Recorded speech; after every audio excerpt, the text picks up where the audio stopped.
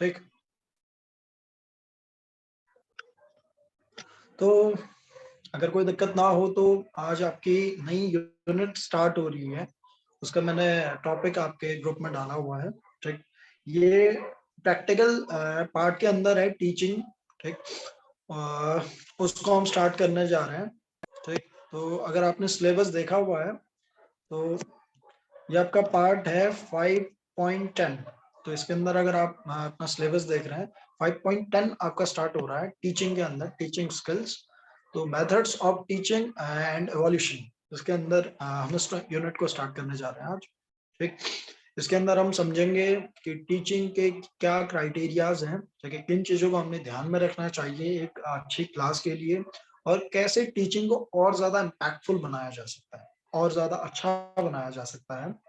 क्योंकि जैसे मैं इस जगह पे बात करता हूँ देहरादून के अंदर, जिन कॉलेजेस में मैं पढ़ाता हूँ, तो हम कहते हैं कि हर साल आपके साथ 3,000 से 4,000 योगा इंस्ट्रक्टर्स एडअप हो जाएंगे। सिर्फ देहरादून रीजन की मैं बात कर रहा हूँ, देहरादून ऋषिकेश। ठीक, तो ऐसे ही क्या है, हर साल आपके भी कंपटीशन में क्या होंगे, बहुत ज्यादा इंस्ट्रक्टर, बहुत ज्यादा योगा टीचर्स आ जाएंगे। और कैसे आप उस भीड़ से अलग दिखकर, ठीक है, अलग हटकर अपनी टीचिंग को और ज्यादा इम्पैक्टफुल बना सकते हैं। तो किन क्राइटेरियाज को हमने ध्यान में रखना चाहिए, किन चीजों को हमने ध्यान में रखना चाहिए कि हमारी टीचिंग क्या हो और ज्यादा वैल्यूएबल बन सके, आपकी जो सर्विस है, आपकी जो टीचिंग है, और ज्यादा लोगों की प्रॉब्लम को सॉल्व कर सके।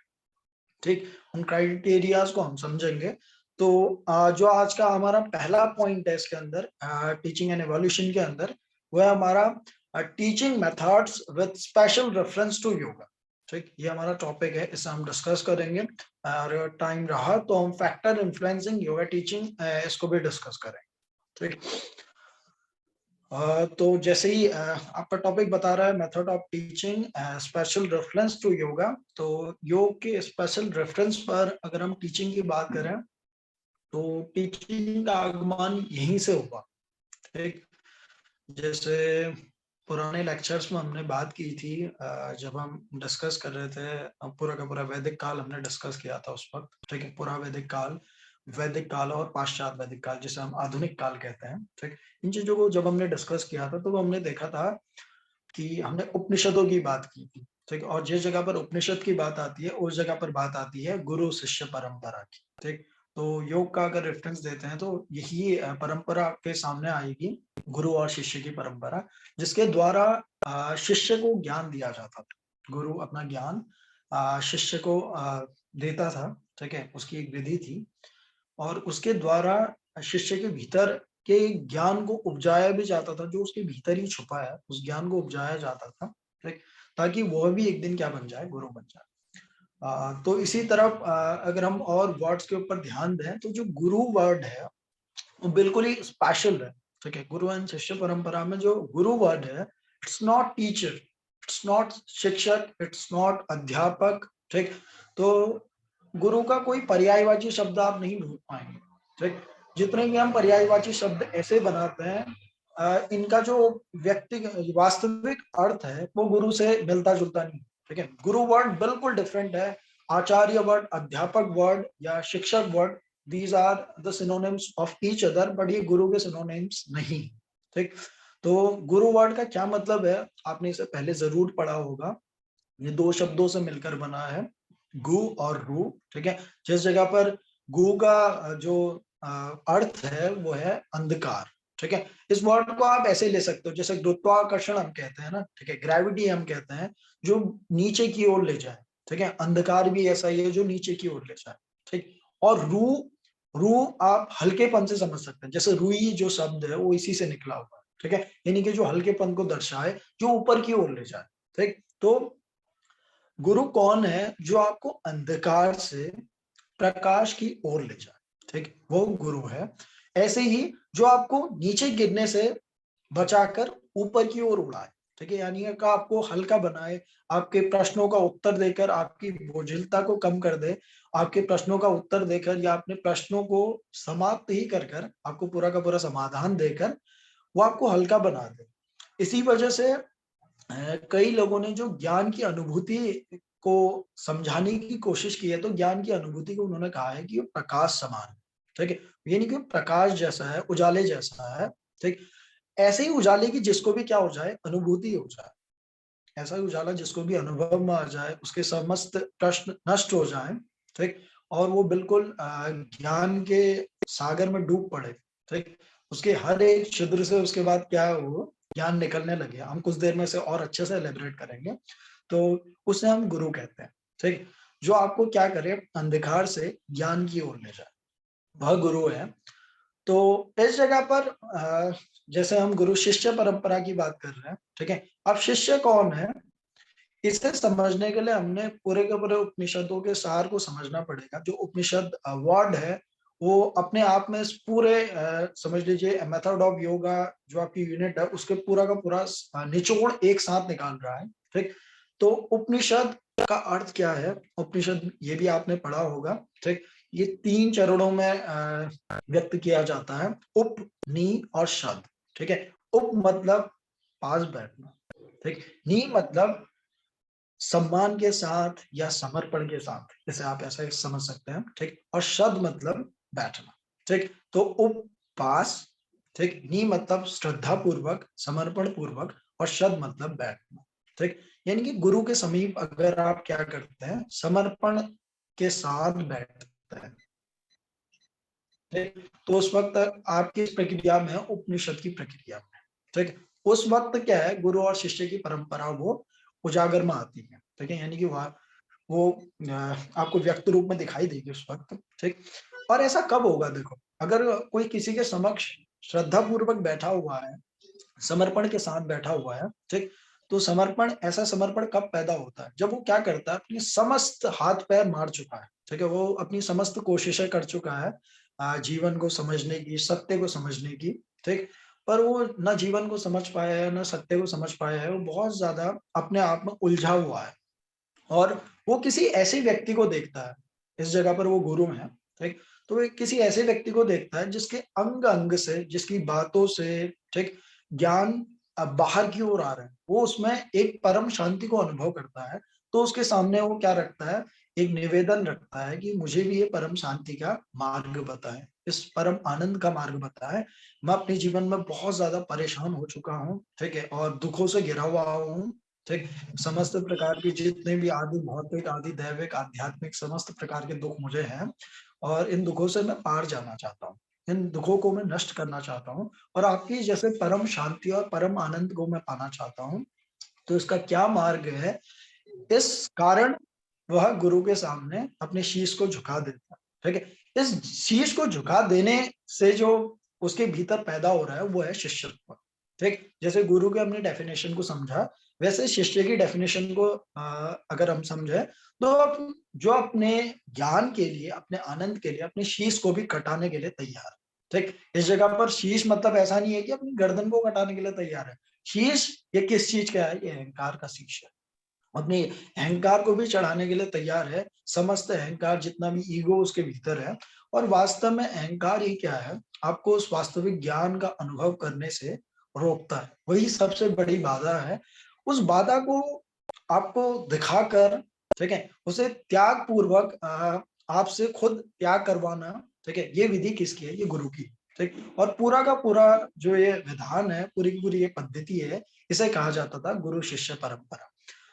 इसके बारे में आपने उपनिषदों में समझा है। ठीक है, कुछ ओल्ड टेक्स्ट में, और उपनिषद अगर आपने कोई भी उपनिषद पढ़े हैं, तो उसमें देखा है आपने कि शिष्य अपने तमाम प्रश्नों के साथ, तमाम उलझनों के साथ गुरु के सामने आता है, उन उलझनों को उस गुरु के सामने रखता है, और समर्पण के भाव के साथ उनके उत्तरों की प्रतीक्षा करता है। भले वो उत्तर गुरु से आए, ठीक, या उसके भीतर से गुरु निकाले किसी ना किसी उपाय द्वारा। ठीक, तो तब क्या होता है, तब गुरु शिष्य परंपरा की पद्धति स्टार्ट होती है।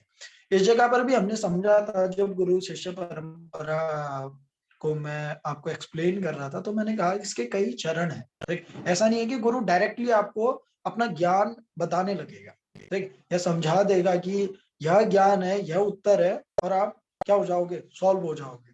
ठीक, ऐसे तो कोई भी महावाक्य है, जैसे हम ब्रह्मास्मि एक महावाक्य है। ठीक, इस महावाक्य को हम सभी लोग सुनते हैं, हम सभी लोग कहते हैं, पर ये महावाक्य हमारे लिए महावाक्य नहीं है। ठीक, यह महावाक्य की आपकी अंतस में, आपकी चेतना में एक स्थिति है। ठीक है, जब उस स्थिति में आप होंगे, तब उस वक्त अगर ये महावाक्य आप कहें खुद से, या आपके भीतर से आए ये महावाक्य, आप क्या होंगे, परम ज्ञान को उपलब्ध हो जाएंगे। उस स्थिति को पैदा करने के लिए गुरु शिष्य परंपरा में और भी उपाय थे। जैसे मैंने बताया था कि वो मंत्रों का भी उच्चारण करते हैं, कुछ अनुष्ठान करते हैं, कई प्रकार के दान करते हैं। और दान की उस प्रक्रिया को समझाते हुए मैंने तब कहा था कि धीरे धीरे जब वो क्या करता है, दान देता है या चीजों को चढ़ाता है प्रभु के सामने, तो चढ़ाते चढ़ाते जब वो चीजें चढ़ाने लगता है, शुरुआत में फूल चढ़ाएगा, ठीक है, कुछ और फलों को चढ़ाएगा, भोग को चढ़ाएगा, चढ़ाते चढ़ाते एक दिन व्यक्ति को दिखता है कि समस्त दी हुई चीजें किसकी हैं, परमात्मा की ही हैं। मैं परमात्मा के सामने इसे कैसे चढ़ा सकता हूँ। ठीक, जैसे ये शरीर परमात्मा का दिया हुआ है, ठीक, ये मन परमात्मा का दिया हुआ है, और समस्त विचार हूँ, सब कुछ परमात्मा का दिया हुआ है। तो परमात्मा की दी हुई चीज परमात्मा को कैसे चढ़ाई जा सकती है। ठीक, क्योंकि जितने भी प्रकृति के भोग हैं, फल हैं, या जितनी भी चीजें आप बनाते हैं, ये सभी परमात्मा का दिया हुआ है। आप इसे कैसे चढ़ा सकते हैं प्रभु के सामने। तो उस वक्त व्यक्ति को समझ में आता है कि मेरा बनाया हुआ सिर्फ मेरा अहंकार है। ठीक, वो परमात्मा नहीं बनाते। ठीक, उस अहंकार को मैं बनाता हूँ, और वही मेरे समस्त दुखों का कारण है। और अंततः शिष्य क्या करता है, उस अहंकार को भी चढ़ा देता है। ठीक, अब चढ़ाते ही ऐसा नहीं है कि वो एकदम से परम आनंद को उपलब्ध हो जाएगा। ठीक, उससे भी उसे आनंद मिलेगा। उसके बाद उसके भीतर वो स्थिति पैदा होती है जिस जगह पर गुरु उससे उन महावाक्यों को कहता है। ठीक, और उन महावाक्यों को कहते कहते, जैसे हम ब्रह्मास्मि और तत्त्वमसि, ठीक है, ऐसा जो महावाक्य है, उसमें कहा है कि तू भी वही है। ठीक है, जैसे तू मुझे इतना शांत, इतना ज्यादा आनंद में देखता है, ठीक है, इतना ज्यादा सुलझा हुआ दिखता है, मैं कोई अलग से किसी और लोग से नहीं आया हूँ। ठीक, मैं भी वही हूँ, और वास्तव में तू भी वही है। ठीक, और तूने अपने ऊपर क्या आवरण को ओढ़ा था। ठीक, उस अहंकार के आवरण को अभी तूने हटा लिया है।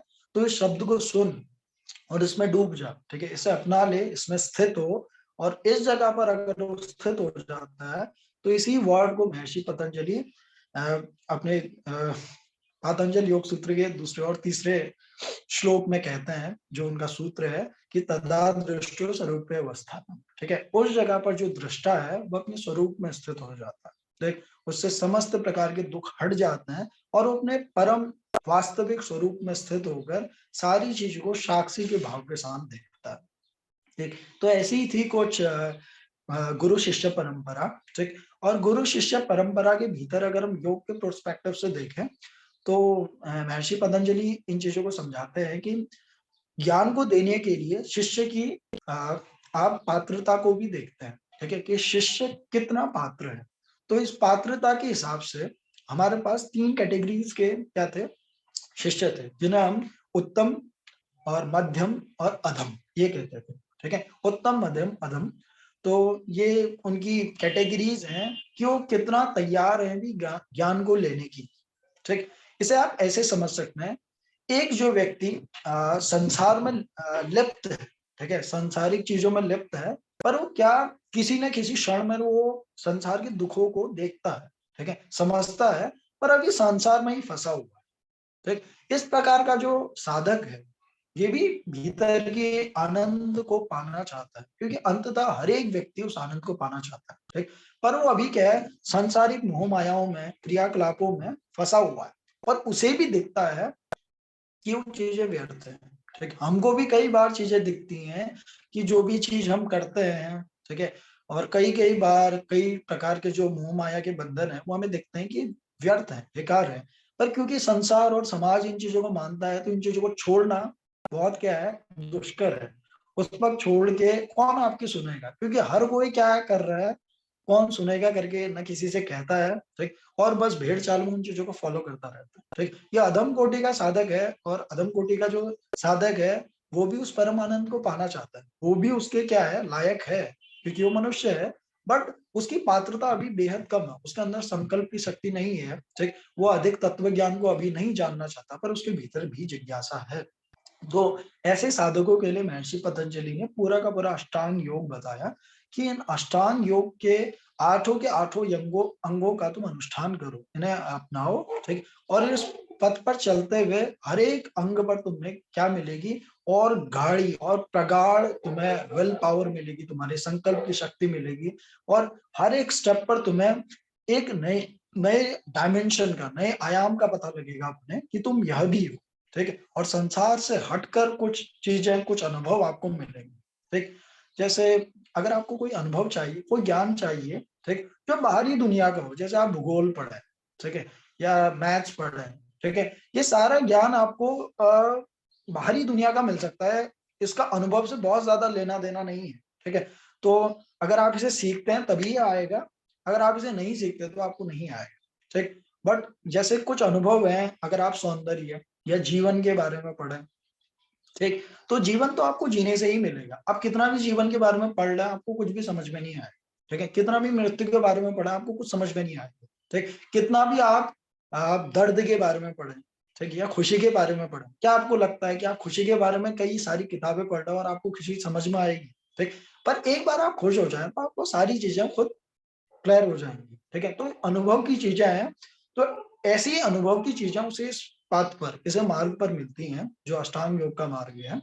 उस पर हर एक चरण पर वो चलता है, जब भले वो यम हो, नियम हो, आसन हो, हर एक कदम पर उसे भीतर के कुछ अनुभव प्राप्त होता है, और उसे पता लगता है कि यह भी एक और आयाम है जीने का, ठीक है। जीवन का और एक आयाम है जो आज तक मैं अनुभव नहीं कर पाया था, ठीक। अंदर चलते चलते अंततः वो अपने स्वरूप तक पहुंच जाएगा। इसी वजह से वो अष्टांग योग बना हुआ है, ठीक। अष्टांग योग का जो मार्ग है, और इसी के ऊपर एक प्रकार का साधक है जिसे हम मध्यम कोटि का साधक कहते हैं। इसके पास कुछ ना कुछ अनुभव है जीवन की, कुछ ना कुछ ज्ञान है, कुछ ना कुछ अनुभव है, और इसकी संकल्प शक्ति, ठीक, कुछ प्रगाढ़ है, ठीक। हम ऐसा कहते हैं कि इसके संस्कार अधम कोटि के साधक से थोड़े से बेहतर है, ठीक। ये जानता है कुछ ना कुछ तत्व ज्ञान इसे जीवन के कार्यों को, कर्मों को करते हुए मिला है, ठीक। और इसे साफ साफ दिखता है कि सांसारिक चीजों में, मोह माया में फंसा रहना क्या है, बिल्कुल तुच्छ है, बेकार है, व्यर्थ है, ठीक। तो इस प्रकार के साधकों के लिए उन्होंने कहा कि आप क्रिया योग का पालन करें, ठीक है। अगर क्रिया योग में बताए हुए जो अंग है, ठीक है, उनका वो अनुष्ठान करता है, उनका वो पालन करता है, तो धीरे धीरे वो अपनी मंजिल तक अपने आप पहुंच जाएगा। तो तप, स्वाध्याय और ईश्वर प्रणिधान, ठीक है, यानी कि तू तप कर, ठीक। तप करने से तुझे अपने नए मैं का पता चलेगा, ठीक है। नई परिस्थितियों में खुद को रख, नई कसौटियों में खुद को रख, ठीक। तो क्योंकि जैसे क्या होता है, आपके सुख आते हैं और चले जाते हैं, ठीक, और आपके दुख आते हैं वो भी चले जाते हैं। ऐसे ही जैसे देखिए आपका बचपन आया और चला गया, पर आपने उसे देखा ना, ठीक। तो कोई देखने वाला है जो चेंज नहीं होता, यही तब में देखना है कि कौन सी ऐसी वस्तु है, कौन सी ऐसी चीज है जो आती और जाती नहीं है, जो वैसी ही बनी रहती है, ठीक है। तो इस जगह पर वो किसका अनुभव करता है, वो साक्षी भाव का अनुभव करता है। और उसी की प्रगाढ़ अनुभूति उसे कब होती है, तब के बाद स्वाध्याय में, ठीक है। वो स्वाध्याय करेगा और उसे दिखेगा कि परिस्थितियां आती हैं और जाती हैं, जैसे सुख आता है जाता है, सौंदर्य आता है जाता है, जैसे बचपन आया है और गया है, ऐसे ही जवानी भी आएगी और जाएगी, ठीक। तो क्यों व्यक्ति युवा रहना चाहता है, कई बार मरने से बचता है, या वृद्ध होने से, बूढ़ा होने से बचता है, क्यों बचता है, क्योंकि उसे अपने रियल स्वरूप का ज्ञान नहीं है, जो वास्तविक स्वरूप है उसका ज्ञान नहीं है। जैसे जैसे उसको उसका ज्ञान होने लगता है, तो वो देखता है कि जैसे बचपन आया और मैं चाहकर भी उसे रोक नहीं पाया, अपने आप जवानी आ गई, ठीक। ऐसे ही जवानी भी आई है और ये भी जाएगी, और एक दिन वृद्धावस्था भी चली जाएगी, जीवन भी चला जाएगा, पर कोई देखने वाला हमेशा उस जगह पर खड़ा रहेगा, ठीक। उसका जब अनुभव होने लगता है तो वो परमात्मा के साथ एकाकार अनुभव करने लगता है, ठीक। इसी से पैदा होता है ईश्वर प्राणिधान। मतलब वो देखने लगता है कि मैं भी उस आनंद स्वरूप का एक अंश हूँ, जैसे समंदर का एक हिस्सा, एक बूंद होती है, ठीक है, जो कुछ बूंद में है वही सब कुछ क्या है, समंदर में है, पर समंदर में बहुत व्यापक रूप में है। तो उसे वो देखने लगता है, और देखने लगता है कि समस्त प्राणियों में, समस्त जीव जंतुओं में वही परमात्मा विराजमान है। तो उसके समक्ष वो अपने अनुग्रह को रखने लगता है, अपनी ग्रेटफुलनेस को रखने लगता है, ठीक, अपनी धन्यता को रखने लगता है। इसी से उत्पन्न होता है, इसी से पैदा होता है आपका ईश्वर प्रणिधान, ठीक है। वो समस्त चीजों को ईश्वर को ही चढ़ा देता है, ठीक। इसी इसी रास्ते से वो क्या करेगा, अपनी रियल स्वरूप को जाने, जिस जगह पर तदा दृष्टो स्वरूप अवस्थानम होगा। और इसी से ठीक ऊपर, ठीक, एक और प्रकार के साधक महर्षि पतंजलि जी ने बताया, ठीक, जिनको इतनी क्रिया करने की भी जरूरत नहीं है, ठीक, मतलब वो बिना क्रिया के भी क्या कर सकते हैं, चीजें समझ सकते हैं। उनकी जो बोध है वो उससे भी उच्च है, ठीक है। उन दोनों साधक जो थे, ठीक है, उनसे भी उच्च उसका बोध है। जैसे हम भगवान बुद्ध के बारे में अगर पढ़ते हैं तो देखते हैं, एक कहानी सुनते हैं कि उनके सामने से कोई वृद्ध व्यक्ति ले जाया जा रहा था, ठीक, तो उस वृद्ध व्यक्ति को देखते हैं और देख लेते हैं अपनी मौत को भी, ठीक है, क्योंकि अगर कोई वृद्ध व्यक्ति मरता है तो एक दिन ये शरीर भी वृद्ध होगा और ये भी मरेगा, ठीक। तो इस साधक का बोध क्या होगा, इतना उच्च स्तर का होगा, इसकी दृष्टि इतनी ज्यादा पैनी और इतना ज्यादा दूर देखने वाली है कि वो देख लेगा कि मोह एक दिन क्या बन जाने वाला है, द्वेष बन जाने वाला है। मोह ही एक दिन, राग ही एक दिन द्वेष बन जाएगा, ठीक है। सुख ही एक दिन दुख बन जाता है, ठीक। शत्रुता, पहले मित्रता होती है, उसके बाद वो शत्रुता में परिणित हो जाती है, ठीक। तो इतनी दूर दृष्टि होगी उसकी कि वो देख लेगा कि एक दिन ये जीवन भी क्या हो जाने वाला है, मृत्यु हो जाने वाला है। और मृत्यु हो ही जाने वाला है तो हो ही गया समझ लो, ठीक। तो कोई ऐसी चीजों के पीछे मैं जाऊं, ऐसी चीजों को मैं पकड़ूं जो परिवर्तित ना होती हो, ठीक है। तो इस संसार में एक ही वस्तु ऐसी है जो परिवर्तित नहीं होती है, वो है दृष्टा, ठीक। वो दृष्टा अपनी जगह पर हमेशा खड़ा रहता है। वो बचपन में भी आपके अंदर ऐसे ही खड़ा था, आज भी ऐसे ही खड़ा है, वृद्धावस्था में भी ऐसे खड़े रहेगा, ठीक। और उस क्षण भी ऐसे ही खड़े रहेगा जब आपके भीतर से प्राण बाहर जाएंगे, ठीक। तो इस साधक को उन्होंने कहा कि तू क्रिया भी मत कर, ठीक है, तो अभ्यास और वैराग्य को पैदा कर, ठीक है। किन चीजों का अभ्यास कर, इन चीजों को देखने का अभ्यास कर, इस साक्षी को देखने का अभ्यास कर, ठीक है। और जैसे जैसे तू इनका अभ्यास करेगा तेरे अंदर खुद वैराग्य पैदा होगा, ठीक है। राग और द्वेष से लगभग ऊपर है वैराग्य, ठीक। जैसे कई लोग कई बार क्या करते हैं, मौन व्रत रखते हैं, एक प्रकार का मौन व्रत आप जबरदस्ती रख सकते हैं। जैसे आप बहुत बातें करते हैं, बहुत बातूनी है, तो आप एक दिन चुप रहकर मौन व्रत रख सकते हैं, पर उसमें आपको बहुत ज्यादा बेचैनी, ठीक है, ये एक प्रकार का मौन व्रत है, ठीक। पर एक और तरीके का मौन व्रत रखा जा सकता है, कब, जब आप देखते हैं किसी दिन देखा है ना, आप बहुत ज्यादा बोलते हैं, बहुत ज्यादा, जिस दिन आप बात करते हैं, भले मित्रों के साथ बात कर रहे हैं, टेलीफोन पर बात कर रहे हैं, किसी से भी बात कर रहे हैं, तो आप अंततः बात खत्म होने के बाद देखते हैं कि ये सारी बातें सिर्फ बातें, ठीक, ये सारा सब कुछ व्यर्थ है, ठीक। इस व्यर्थता के बाद आपको कुछ देर चुप रहने का मन करता है, आपको बहुत ज्यादा बात करने का उस दिन मन नहीं करता, ठीक। भले आपका सर दर्द हो रहा है, जबान में दर्द है, जबड़े में दर्द है, पर खुद आपको मन करेगा कि आज बात न की जाए, क्योंकि बात करने से आपको लगता है कि कुछ चीजें जो भीतर थी वो छोटी हो जाती हैं, ठीक है, वो फैलने के बजाय क्या हो जाती है, और ज्यादा सिकुड़ जाती हैं। तो इस जगह पर आप चुप रहना खुद क्या करेंगे, प्रेफर करेंगे। तो ऐसे ऐसा चुप रहना जो क्या है, किससे निकला है, बोलने की व्यर्थता को देखकर निकला है। आपने देखा कि बोलना बिल्कुल व्यर्थ है, तो मैं चुप रहना चाहूंगा या चुप रहना चाहूंगी। तो ऐसे मौन, जो ये मौन है, ये किसके ऊपर है, ये राग के ऊपर, इसे हम वैराग्य कहते हैं, ठीक है। ऐसे ही जब आप देख लेते हैं कि कोई भी बंधन बनाना कल के दिन टूट जाना है, ठीक है, अगर इस जगह पर हम मोह को स्थापित करते हैं तो कल को ये दुख भी देगा।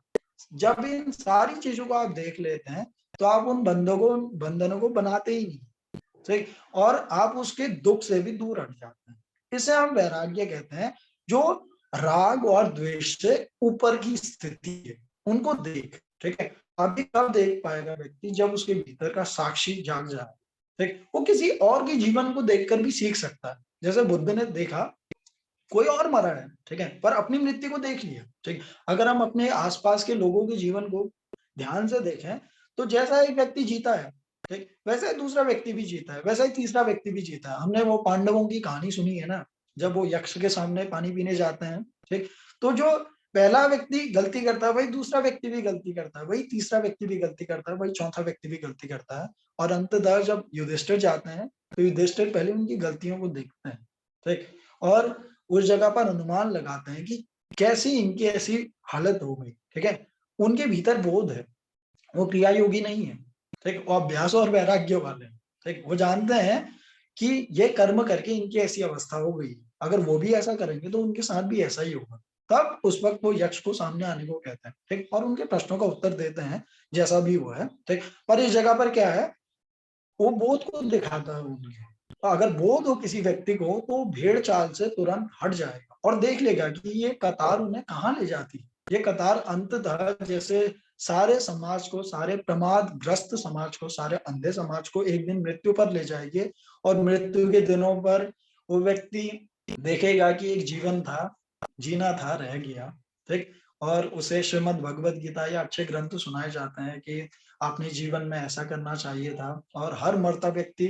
अपने साथ अपने कुछ प्रस्तावों को लेकर चला जाता है, ठीक। अगर कोई जीवित व्यक्ति उस चीज को देख ले, उस चीज को समझ जाए कि एक दिन मेरी भी यही हालत होनी है, अगर मैं इसी दौड़ में लगा रहा, तो उस वक्त उसके भीतर बोझ जाग जाएगा, ठीक। यही जगाने के लिए तो मृत व्यक्ति को जब ले जाया जाता है तो राम नाम सत्य है ये कहा जाता है, ठीक है, कि आप किसी भी चीज संसार में किन्हीं भी चीजों के पीछे जाओ, अंततः आपने राम नाम के पीछे आना पड़ेगा, ठीक। तो वो मुर्दे को थोड़ी सुनाया जाता है, वो उन जीवित व्यक्तियों को सुनाया जाता है, तभी तो उस जनाजे को ले जाया जाता है और उन जीवित व्यक्तियों को सुनाया जाता है कि अंततः सभी का यही अंतिम है, ठीक है, यही अंत है, इसी जगह पे हमने सभी ने जाना है।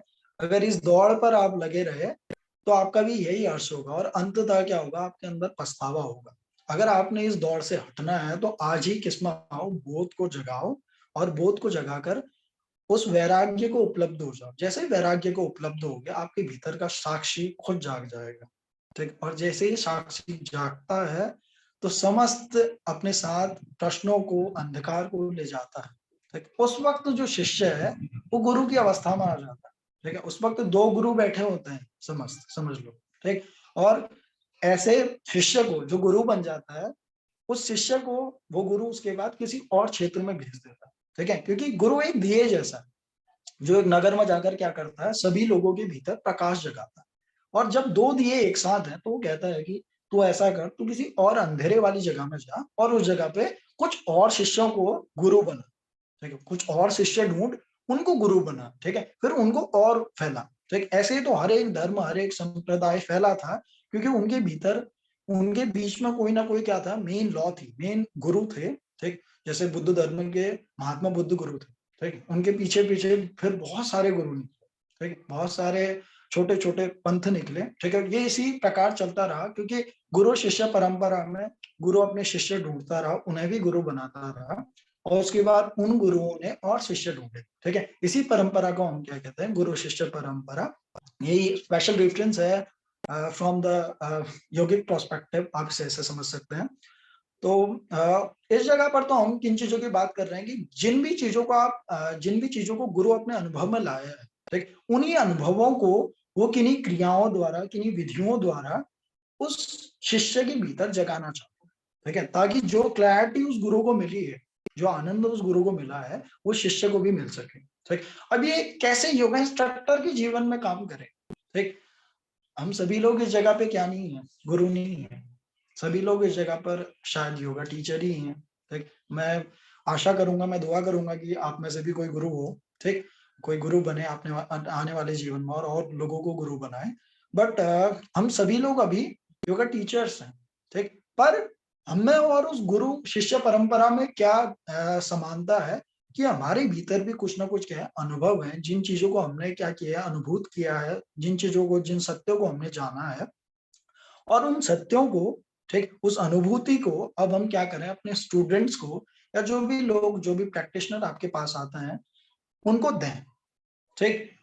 और किसी भी ऐसी चीज को ना दें जिनके ऊपर हम भी क्या है, हम कोई ट्रस्ट नहीं, ठीक है, हमको भरोसा नहीं कि ये चीज काम करेगी या नहीं करेगी, ना हमारा बोध कहता है, ठीक, कि ये काम करेगा, ना हमारे तथ्य कहते हैं, ना हमारा जीवन कहता है कि ये काम करेगा, और आप बिल्कुल तोते की तरह या खोखले शब्दों के साथ लोगों के सामने उस अनुभव को लेकर जाते हैं, और लोगों के भीतर इससे क्या पैदा होता है, एक प्रकार का अंधविश्वास पैदा होता है। दैट्स वाई टीचिंग सेगमेंट आपके इस जगह पर रखा हुआ है, और इसी वजह से हम योगिक प्रोस्पेक्टिव से भी टीचिंग सेगमेंट को समझते हैं, ठीक है। योगिक प्रोस्पेक्टिव में जो गुरु बना है रियली उसका दिया जल चुका है, ठीक है, कई अनुभव को उसने जाना है। और इस जगह पर मैं यही आपको समझाना चाहूंगा, यही सीख देना चाहूंगा, ठीक, भले आप एक अनुभव पहले अपने जीवन पर लाएं, उसके बाद उस अनुभव को लोगों को बांटे, भले पूरे जीवन का एक ही अनुभव हो पर वो ऑथेंटिक हो, वो आपने क्या किया हो, अनुभव किया हो उस चीज को, उस विधि को आपने अनुभव किया हो, आपने देखा हो कि ये ऐसे कार्य करता है और मुझे इतना ज्यादा आनंद मिला है, उसके बाद आप लोगों को उसे बांटने जाते हैं, तो बांटने में आपका आनंद और ज्यादा बढ़ेगा, ठीक है, आपके अंदर की क्लैरिटी और ज्यादा बढ़ेगी। और सचमुच जो आपके सामने बैठा है, अगर वो श्रद्धा पूर्वक आपसे उस ज्ञान को लेगा तो वो भी उसी चीज को अनुभव कर पाएगा। पर अगर आप सिर्फ तोते के समान शब्दों को लेकर, किन्हीं किताबों को, किन्हीं ग्रंथों को सिर्फ रट कर, ठीक, बिना अपने बोध को जगाए चले जाते हैं लोगों के बीच में, ठीक, और उन्हें सिखाने लगते हैं, ठीक, खुदा ना खास्ता किसी को कोई इंजरी हो, ठीक है, या कोई और बुरी अवस्था में वो पहुंच जाए, क्योंकि इस जगह पर हम सिद्धांतों को नहीं समझते, ठीक, और हर बार हमारे साथ तुक्का नहीं लगेगा कि उनकी प्रॉब्लम सॉल्व हो जाए। प्रॉब्लम सॉल्व तब तक नहीं हो सकती जब तक आप उस प्रॉब्लम को खुद समझते नहीं है, ठीक है, और खुद उस प्रॉब्लम को अपने अंदर सॉल्व नहीं कर लेते हैं। जब तक आप खुद उस प्रॉब्लम को सॉल्व नहीं करेंगे, तब तक आप दूसरे के लिए उस प्रॉब्लम को सॉल्व नहीं कर पाएंगे, ठीक। तो यही इस पूरे के पूरे सेगमेंट का मैसेज है आप सभी लोगों के लिए, कि बी ऑथेंटिक हेयर, और भले आप कुछ चुनिंदा चीजें लोगों को सिखाएं, समझाएं, but they should be authentic, they should be realistic, और ये सिर्फ किताबों की कुछ बातें ना हो। यही मेरा आप सभी के लिए संदेश रहेगा। और इस सेगमेंट से रिलेटेड अगर कुछ बातें आपने पूछनी हो, या कोई चीज आपके समझ में ना आ रही हो, दैट तो हम उन चीजों को डिस्कस कर सकते हैं, फिर हम नए सेगमेंट को शुरू करेंगे इसके बाद, ठीक। कोई भी चीज आपने पूछनी हो, कोई चीज आपके जी समझ में ना सर। आ रही। हाँ जी। पर मुझे पूछनी है हाँ सर, जी। जैसे आपने बोला कि अनुभव को लेकर ही हम जाएं, कि जो हमने पढ़ा है हम उसको अप्लाई ना करें। बट सर, जब हम नए पढ़ के कॉलेज से, मतलब हम लोग एक डिग्री लेके निकल रहे हैं, तो जो जैसे कि हम प्रैक्टिकल कराते हैं लोगों को, आते हैं लोग हमारे पास कि भाई कराइए, तो अब वो चीज हमने जब तक, हमें तो कोई बीमारी नहीं है, जैसे किसी को कोई प्रॉब्लम है, किसी को सर्वाइकल स्पॉन्डिलाइटिस या किसी को कुछ भी, मतलब एनीथिंग, जो बीमारियां ठीक हो सकती हैं योग के जरिए, किसी को कोई भी प्रॉब्लम है और हमने वो चीजें पढ़ी तो हैं, बट हमारे साथ तो नहीं हुई है वो, जिसको हमने अपने ऊपर अप्लाई करके और तब हम उसको कराएंगे। ऐसी सिचुएशन में हमें क्या करना चाहिए सर? जैसे कुछ चीजें हैं कि अभी मेरे सामने एक चीज आई है कि वेरिकोज वेन की प्रॉब्लम है मेरी ही भाभी को। मेरे पास फोटो आए, बड़े बड़े पैर हो रखे हैं, नसें सूज रखी है, उसको प्रेगनेंसी में ऐसा हुआ था और अभी आई है। हमने उसके बारे में, हालांकि इलाज नहीं पता सर, बट कुछ आसन हमें पता है कि कैसे इसको ठीक किया जा सकता है, पढ़ा है उसके बारे में, हम ये बता सकते हैं आराम से कि वेरिकोज वेन्स है तो ब्लड सर्कुलेशन ऊपर की तरफ नहीं हो रहा है, तो हमें सर्वांगासन टाइप, इस टाइप के आसन उनको कराने चाहिए। बट पूरी जानकारी हमें डॉक्टर्स वाली तो नहीं है, ठीक है, तो हमें ऐसी सिचुएशन में क्या करना चाहिए सर? तभी मैंने शुरुआत में दो चीजें कही ना आपसे, या तो आप उस अनुभव में उस क्रिया से उतरो, वो ज्ञान आपको उस क्रिया से आए, या उस बोध से आए, ठीक। जैसे मैंने कहा ना कि महात्मा बुद्ध ने किसी को मृत देखा, ऐसा नहीं कहा कि मैं भी मर गया हूँ, ठीक है, कि खुद को भी मार दिया, ठीक, उन्होंने बोध से उस ज्ञान को लाया, ठीक। जैसे आपने कोई भी बीमारी देखी, आपको पता होना चाहिए कि ये बीमारी का मूल कारण क्या है, कैसे ये बीमारी पैदा होती है। जैसे आप कह रहे हैं कि हम मास्टर इन योगा करते हैं, तो मास्टर इन योगा में उन 2 सालों में आपको विभिन्न प्रकार के संस्थान, शरीर के विभिन्न तंत्र इसी वजह से पढ़ाए जाते हैं, ठीक है। जब आपको स्वस्थ स्थिति पता है, ठीक है, जैसे ये चेहरा है, आपको दिख रहा है ना, ये चेहरा है, इस जगह पर 2 आंखें हैं, अगर किसी की आंख यहाँ चली जाए, ठीक, तो आप ये थोड़ी कहोगे कि इसकी आंख यहाँ चली गई है, मेरी आंख यहाँ थोड़ी है, मैं किसे कैसे इससे सॉल्व करूं, ठीक है। आपको ये तो पता है ना कि दोनों आंखें इस जगह पर होती हैं, ठीक है, ये ऐसा ही है। जी सर।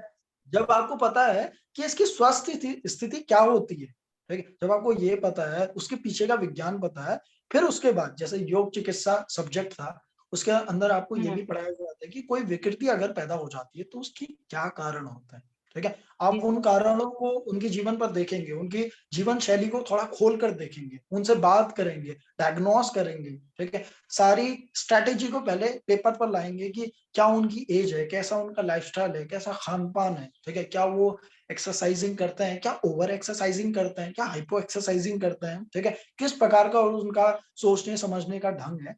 जब इन सारी चीजों को समझकर अब आप क्या कर रहे हैं, अगर किसी मॉड्यूल को बनाते हैं, किसी सीक्वेंस को बनाते हैं, तब क्या नहीं होगा, ये बिल्कुल हवा में नहीं बन रहा ना, ठीक है। जैसे कोई लोग बात कर रहे हैं कि मेरा हेडेक हो रहा है, ठीक है, और मैं कहता हूँ कि ओके आप शीर्षासन करो, ठीक है, विदाउट नोइंग कि हेडेक का रीजन क्या है, ठीक है, जी और क्या उसके पीछे का साइंस है, क्यों हेडेक हो रहा है। जैसे हेडेक कहा जाता है, हेडेक कोई भी क्या है, बीमारी नहीं है, इज जस्ट एन सिम्टम, ठीक है, किसी भी वजह से हो सकता है हेडेक।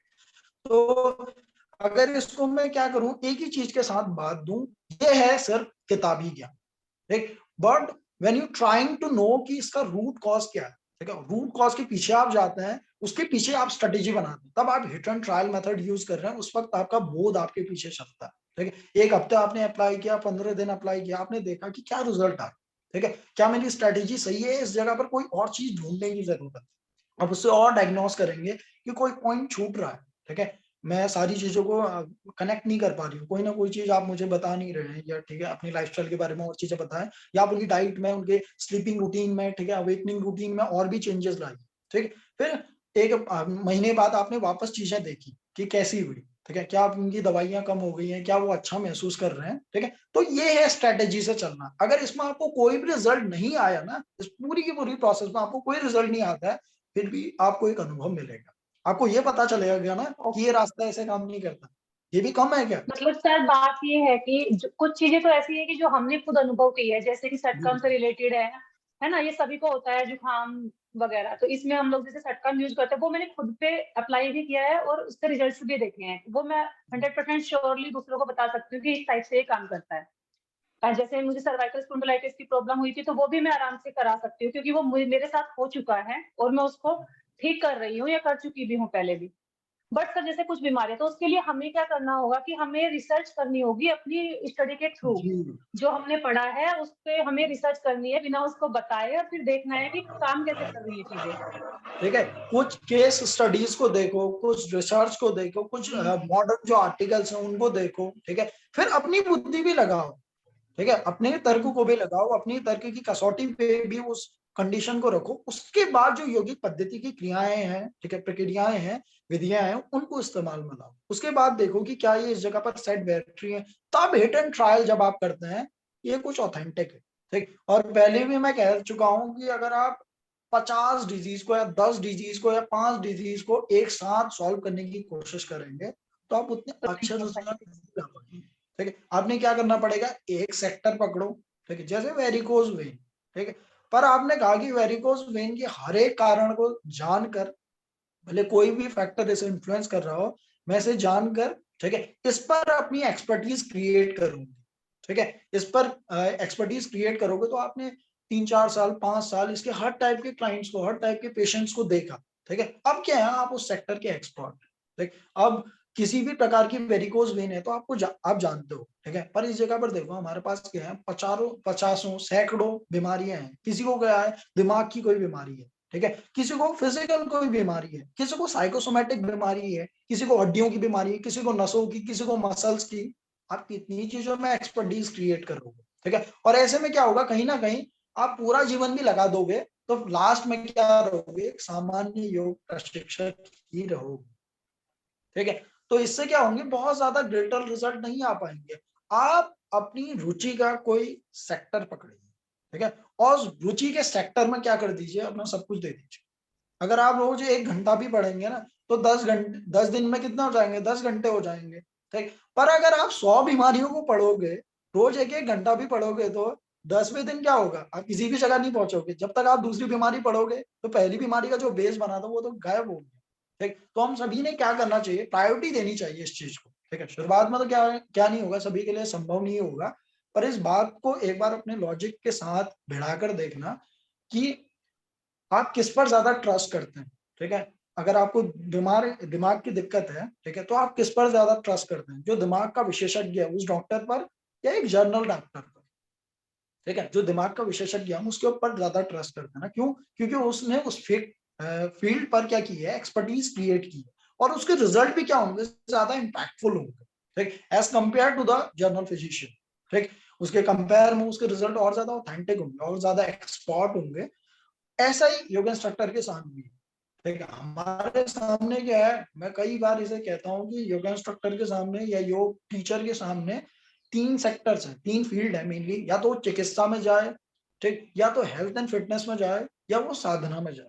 ठीक है, मतलब कि तीन तरीकों से आप योग की विधियों को इस्तेमाल में ला सकते हो ना, या तो आप लोगों की व्याधियों को दूर करो, ठीक है, या तो आप उनकी हेल्थ एंड मेंटेनेंस को, वेलनेस को सेट करो, ठीक है, एंड थर्ड वन, आप अपनी साधना को भी बढ़ाओ और उनको उनकी भी साधना को बढ़ाओ। ठीक है, तो आपने चूज करना पड़ेगा कि आप किस रास्ते से जाना चाहते हैं। आप सारी चीजों को नहीं कर सकते, जैसे कहा जाता है ना, यू कैन डू एवरीथिंग, ठीक है, आप कोई भी चीज कर सकते हैं, पर आप सारी चीजों को एक साथ नहीं कर सकते।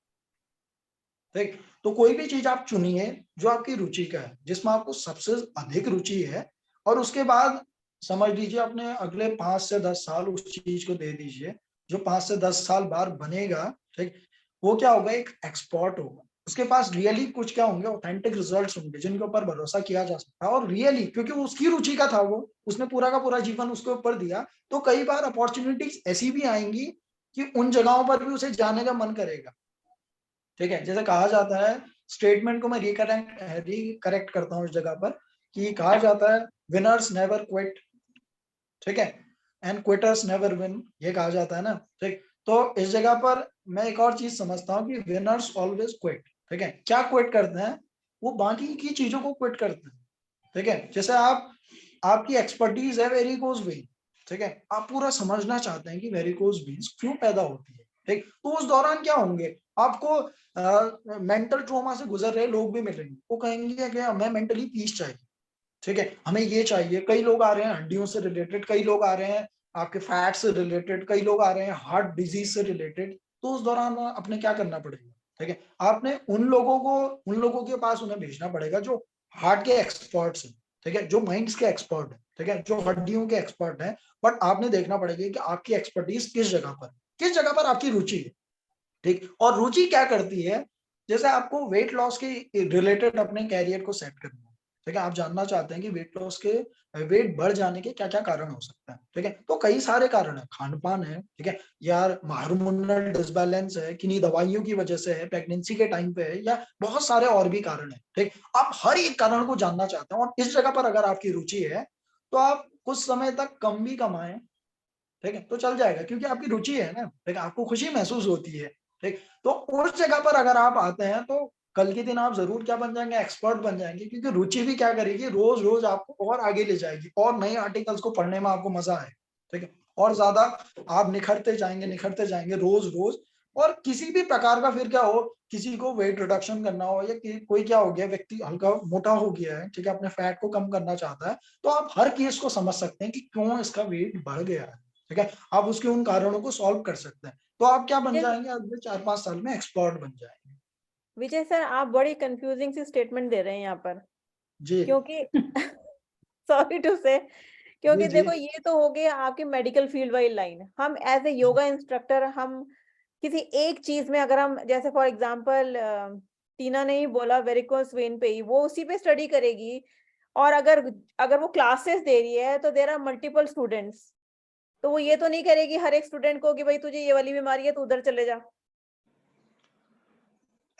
ये भी है समझिए। ना श्रद्धा जी, इसमें अभी अभी एक्सपर्टीज योग में है भी नहीं सर, हमें खुद नहीं पता है कि हम, जैसे किसी को हार्ट से रिलेटेड प्रॉब्लम है, या किसी को घुटनों की प्रॉब्लम आजकल बहुत ज्यादा है, किसी को डायबिटीज है, तो अब मैं तो नहीं जानती कौन है योगा एक्सपर्ट। ऐसा है कि खाली वो डायबिटीज के पेशेंट ही देखता है या उन्हीं का ठीक करता है। अब हमारे पास हर तरह के आते हैं, कोई कहता है हर कि मुझे तरीके थायराइड के की लोग प्रॉब्लम आते है, हैं, ठीक हो एग्जैक्टली। सकती है, हम बोलते हैं कि यस हो सकती है ठीक योग के थ्रू।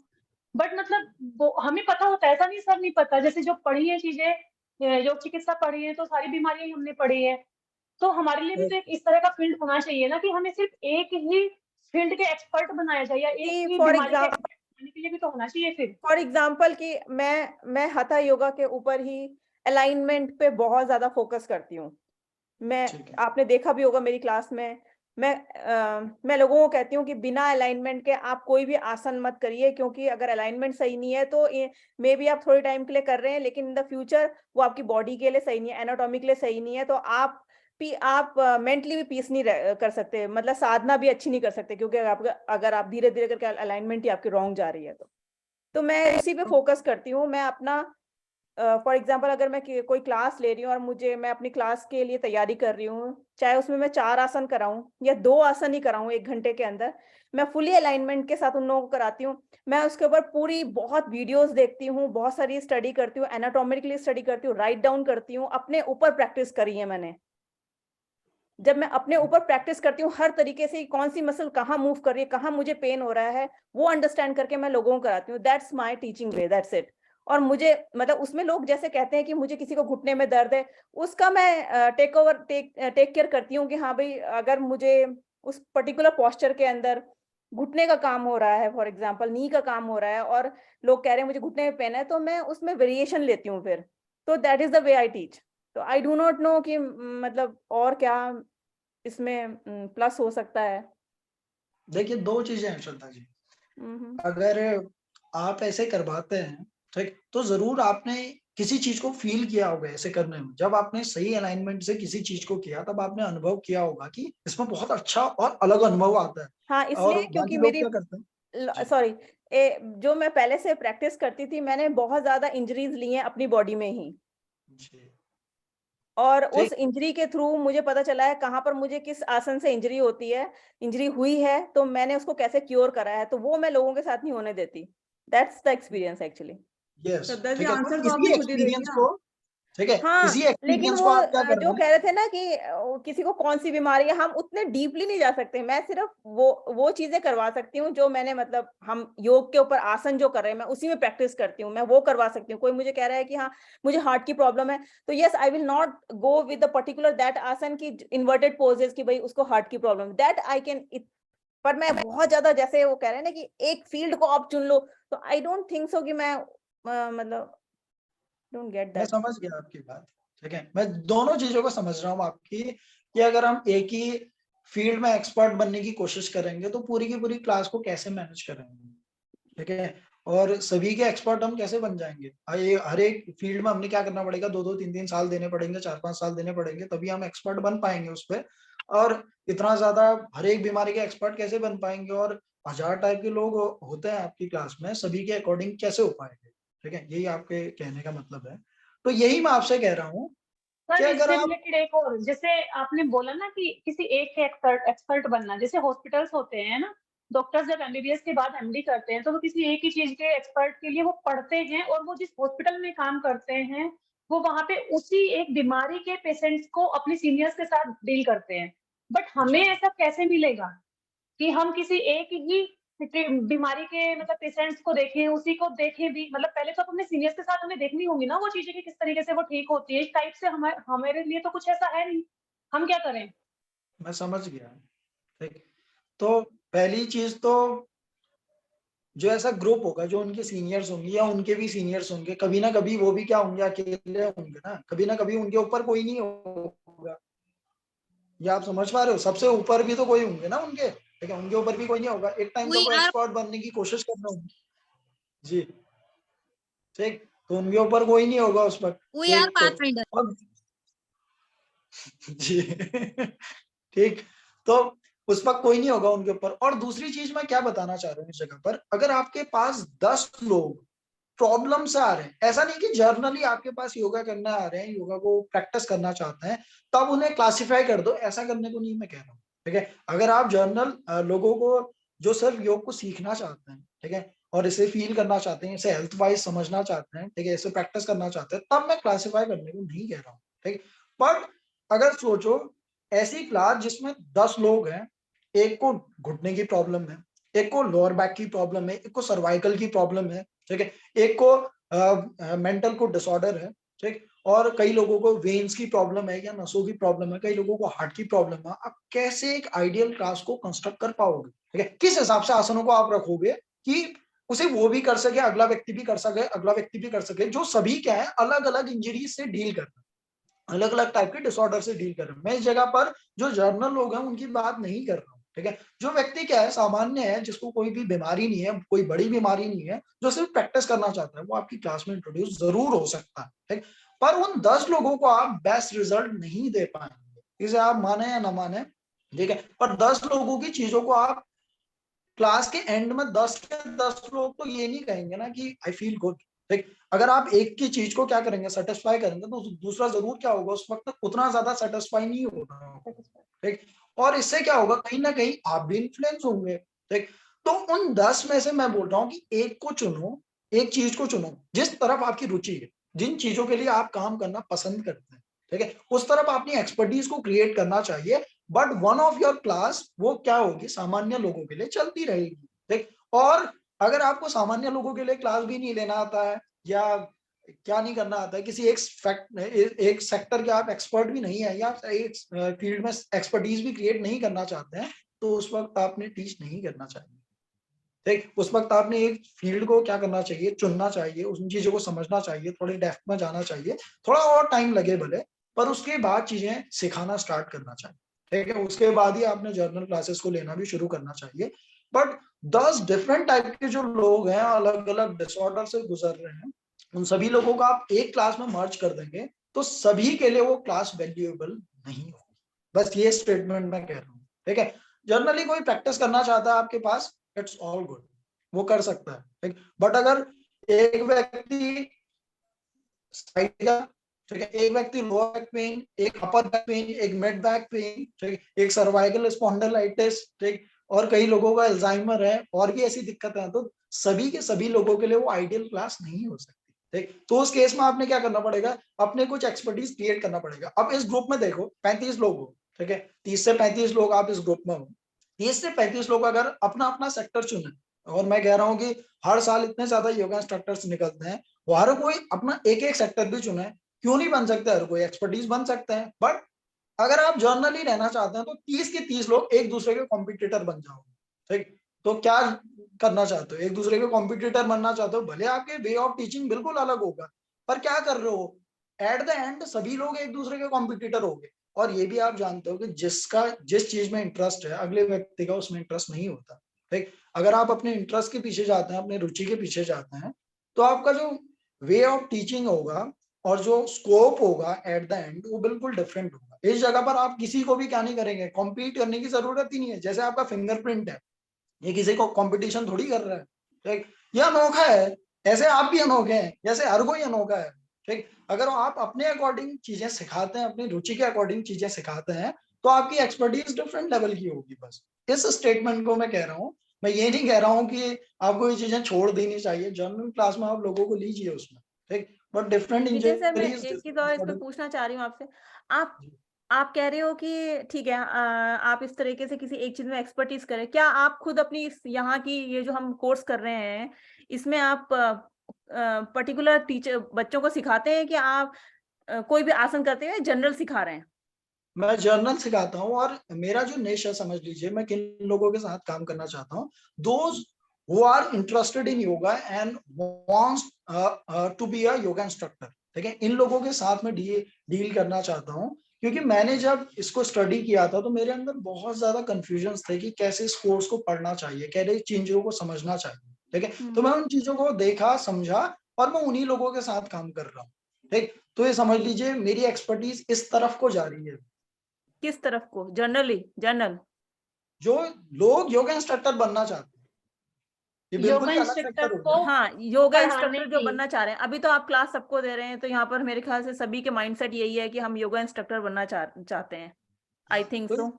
इस ग्रुप में सभी लोग ऐसे हैं ना जो योगा इंस्ट्रक्टर बनना चाहते हैं।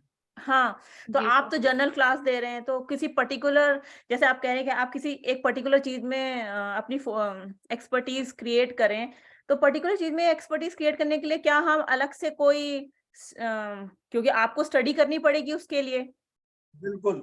बिल्कुल, है ना? तो या तो हम अपनी सेपरेट स्टडी करें, या हमें इसी कोर्स के थ्रू हमें ये चीज सिखाई जाएगी। मतलब ये मैं मैं सबके लिए समझ पूछ रही गया। हूँ, नॉट ठीक, ठीक। देखिए क्या है, इस कोर्स ये कोर्स आपकी लाइफ का आखिरी कोर्स नहीं होगा, पहली चीज तो, ठीक है। हाँ, वो और तो है। इस तभी से आप क्या करेंगे, क्लास को लेना सीखेंगे, जर्नल लोगों को डील करना सीखेंगे। बट इस जगह पर भी बहुत ज्यादा अगर कोई सीवियर डिसऑर्डर से गुजर रहा है तो उस चीज पर आपको उस क्लाइंट को अपनी क्लास के अंदर नहीं लेना चाहिए, ये मैं आपको सिखा रहा हूँ, ठीक है। और उसके बाद जैसे आपका रुचि किसी एक सेक्टर पर है, ठीक है, तो उसके एक्सपर्ट्स आउटर वर्ल्ड में हैं अवेलेबल, ठीक है। तो उस तरह इस कोर्स के माध्यम से तो मैं उसे नहीं सिखा पाऊंगा, ठीक है, और इस जगह पर वो नहीं हो नहीं, पाएगा मैं एक्सपर्टीज। वैसे इन जनरल आपसे पूछ रही हूँ, क्योंकि अगर जैसे सपोज करो कि if I plan to do something in future, तो मैं पूछ रही हूँ कि क्या is there any something to जैसे सर आपका सर जैसे श्रद्धा जी पूछ रही है, ठीक पूछ रही है वो, जैसे कुछ कुछ जो कोर्सेज होते हैं जैसे टीटीसी वगैरह होते हैं, और मैंने कुछ योगा इंस्ट्रक्टर देखे भी है, कुछ इस टाइप से है सर, सिर्फ वो प्राणायाम ही कराते हैं, मतलब प्राणायाम के एक्सपर्ट हैं, ऐसे मैंने देखे हैं। कुछ खाली आसन में एक्सपर्ट हैं कि उनको बॉडी को खोलना ही है, कुछ मेडिटेशन के हैं, कुछ फेस योगा जैसे आजकल आया है, पेरेंटल योगा। तो ये सब चीजें सर, ये कोर्सेज करने के बाद आप इससे एक्सपर्ट बनते हैं, या वो लोग एक्सपीरियंस करके आए होते हैं? मुझे तो समझ में नहीं आती ये चीजें, कैसे करना है, दोनों हम ही चीजें कैसे होती हम हैं, इसमें आगे बढ़े। दोनों ही चीजें होती हैं। जिस भी तरफ आपका क्या होता है ना, इंटरेस्ट होता है, ठीक, जैसे जिस भी तरफ ओके। मैं कोई भी एक सेक्टर चुनिए, मैं उसको समझाने की कोशिश करता हूँ। जैसे आपको क्या है, मेंटल डिसऑर्डर से रिलेटेड क्या करना है, अपने पूरे के पूरे कैरियर को बनाना है, ठीक है। तो एक तरफ तो आप क्या करेंगे, जर्नल अपनी क्लासेस लेते रहेंगे, एक चीज आप समझ गए, ठीक है। और दूसरी तरफ आपका इंटरेस्ट है कि आप मेंटल डिसऑर्डर को क्योर कैसे करते हैं, ठीक है, उन चीजों को आप समझ रहे हैं। तो आप क्या कर रहे हैं, अपनी सेपरेट स्टडी भी करते रहते हैं, ठीक है, कि मेंटल डिसऑर्डर कैसे राइज होते हैं, ठीक है। यौगिक चीजें योग जो ऐसे क्या है, टेक्स्ट है जो किन चीजों को समझा रहे हैं, मनोदैहिक चीजों को या मानसिक चीजों को समझा रहे हैं, उन टेक्स्ट को आप पढ़ते हैं, ठीक है, उसे एक्सपीरियंस करने की कोशिश करते हैं। ऐसी जगहों पर जाते हैं जिस जगह पर क्या है, मेंटल डिसेबल लोग रहते हैं, जैसे मेंटल असाइलम पर आप गए, ठीक है, उन जगहों पर लोगों की स्थिति को आपने देखा। आप क्या कर रहे हैं, खुद ना खुद इनोवेशन कर रहे हैं, इनोवेटिव आप खुद हैं, ठीक है। तो आप खुद पहल करते हैं और आगे जाते हैं, देखते हैं लोगों को आसपास जो छोटे छोटे डिसऑर्डर से गुजर रहे हैं, ठीक है, उनको देखते हैं।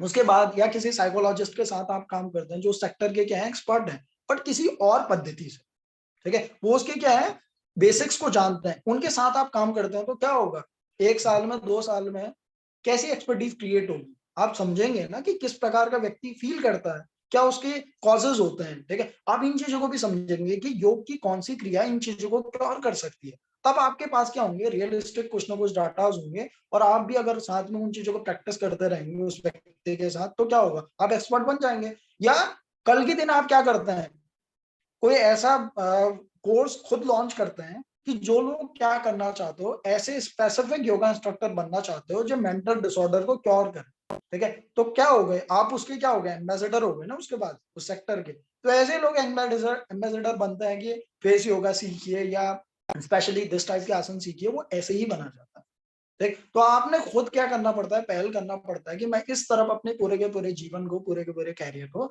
ले जाना चाहता हूँ, मैं ले जाना चाहती हूँ, ठीक। होप आप समझ पा रहे हैं। ऊपर से शुरुआत में जरूर द्वंदात्मक लगेगा, पर रियलिस्टिकली सोचिए, थोड़ा लॉजिक के साथ सोचिए, तो आप यही जानेंगे कि जब आप एक सेक्टर के एक्सपर्ट बन जाएंगे तभी आपके सामने जो रिजल्ट होंगे वो ज्यादा वैल्यूएबल होंगे, ठीक है, ज्यादा trustable that is perfectly okay, whatever you are saying कि आप किसी एक फील्ड के ऊपर काम करें। जैसे in general right now I am taking all the journal classes with whatever I have experienced in my life, और जो मुझे फील हुई हैं बहुत सारी चीजें, विद आसन से भी मैंने बहुत सारी चीजें सीखी हैं, वो मैं एक्सपीरियंस करती हूँ। और मैंने जिनको सिखाया है उन्होंने उनको भी बहुत सारे लोग क्योर हुए हैं, और फ्लेक्सिबिलिटी मैंने उनके अंदर देखी है लोगों में।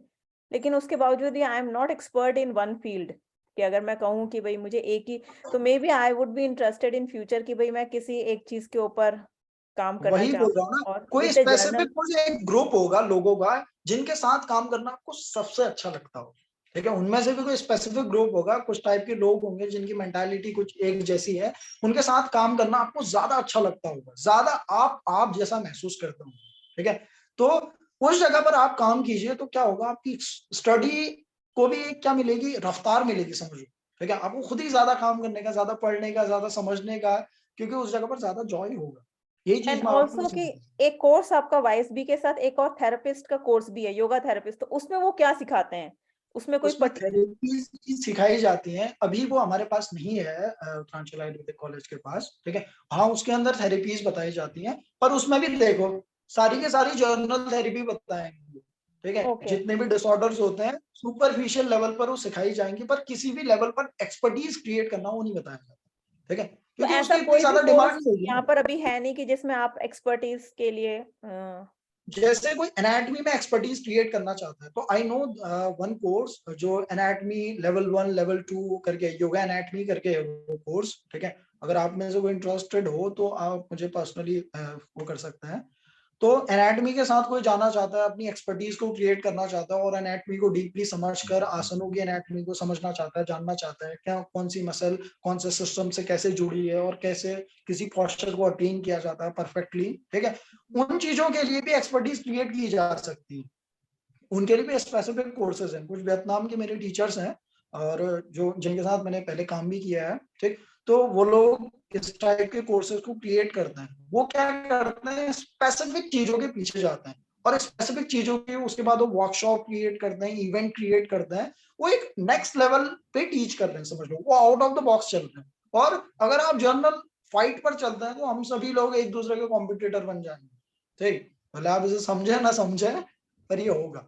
सर प्लीज, सर ये एनाटॉमी वाला जो आपने बताया एक्सपर्टीज वाला, प्लीज इसका लिंक सेंड कर देना, चलिए ठीक है, मैं इसका लिंक आप लोगों को क्योंकि मैं शेयर रियल कर में दूंगा। ये एनाटॉमी से रिलेटेड, मतलब हमारे आत्मा में कौन सी मसल्स काम करती है एनाटॉमिकली, ये मैं पढ़ना चाहती हूँ। चलिए समझ ठीक, में नहीं आ रहा था मैं कि ग्रुप किधर में से से कहाँ शेयर से कर पढ़े, दूंगा। उतना डीपली नहीं पढ़ पा रही हूँ जितना डीपली ये होना चाहिए। मैं समझ गया। और किसी का कोई प्रश्न आज से आप कह रही हो रिलेटेड? कि इसमें आपने जो थेरेपिस्ट वाला कोर्स था वो है ही नहीं वाला, क्योंकि मैंने एक्चुअली पहले उसी के लिए इंटरेस्ट दिखाया था। अच्छा, एक्चुअली हमारे पास अभी लेवल 1 2 3 ये तीनों ही लेवल अवेलेबल है अभी, ठीक। थेरेपी वाला लेवल 5 एंड लेवल 6 के अंदर आता है वो। हाँ, लेकिन मुझे वो ये नहीं बताया गया कि हमारे पास ये अच्छा, कोर्स है ही नहीं। मुझे ये बोला गया नहीं नहीं आप ये वाला कोर्स कीजिए, तो which is wrong I think. अच्छा, श्रद्धा जी शायद देखो, मेरे द्वारा तो ये बात कुछ भी नहीं कही रॉन्ग गई नहीं होगी होता श्रद्धा है, जी। इससे भी आपको कुछ ना कुछ मिलेगा ही, और इसके नहीं बाद नहीं, आप इट्स नॉट अबाउट दिस कि जैसे I don't already want to, I am starting saying fourth और कि जब फिफ्थ मैंने लेवल। उस कोर्स के ओके बारे में ओके, पूछा था तो one should say it very clearly कि ये कोर्स अभी हमारे पास अवेलेबल नहीं है। That's I want, that's why I want to hear. I also देखो, स्पीक विद पीपल वेरी, तो जो ये जो होता है ना गोलमोल अच्छे में के लिए बातें होती है होता ना है, वो मुझे ईश्वर अच्छी जो नहीं करते लगती हैं हैं। वो अच्छे के लिए करते हैं, आपके लिए ये अच्छा ही हो रहा है अगर ऐसा हुआ है तो। No, no, no. I'm not saying this. It's a good class. I'm not saying I have learned lot of things, but I'm saying for the other thing also, when somebody is asking, one should say very clearly. Sir मेरा question है, जी। ये इसमें एक diet and nutrition का भी हम कोई course है उत्तरांचल आयुर्वेद में जो मैं करना चाह रही हूँ योग के साथ ही, तो जी, आपने अक्षय सर से इस बारे में बात करनी जी पड़ेगी जी ना। जी जी सर जो जी। फर्दर कोर्सेज हैं प्लीज उनके बारे में आप सर से आफ्टर को इस क्लास के बाद बात करें तो वो ज्यादा बेहतर रहेगा। अच्छा अभी ठीक है सर, रिकॉर्डिंग ठीक ही है है। ना। हाँ ठीक है।